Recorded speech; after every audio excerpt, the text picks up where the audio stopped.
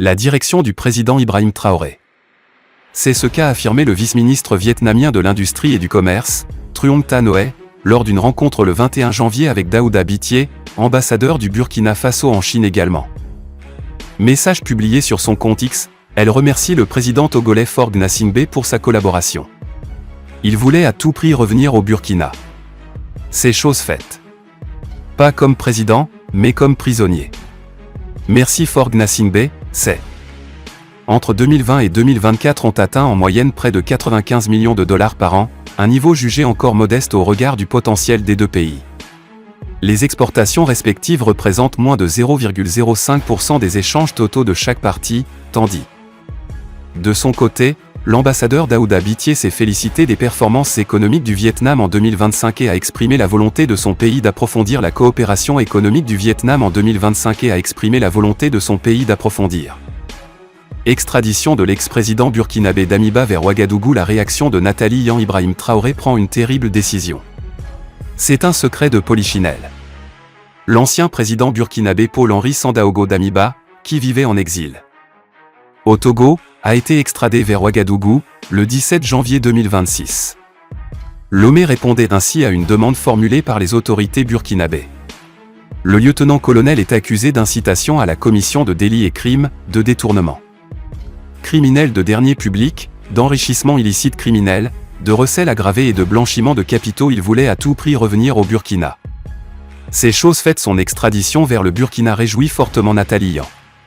Dans un Ibrahim Traoré affirme renforcer la coopération commerciale Vietnam-Burkina Faso. Le Vietnam constitue un marché à fort potentiel pour le Burkina Faso dans les domaines du commerce, de l'industrie et de l'énergie, tout en saluant les réalisations du Burkina Faso sous la direction du président Ibrahim Traoré. Le Vietnam constitue un marché à fort potentiel pour le Burkina Faso dans les domaines du commerce, de l'industrie et de l'énergie, tout en saluant les réalisations du Burkina Faso sous accrédité au Vietnam, afin d'examiner les moyens de dynamiser la coopération économique et commerciale bilatérale.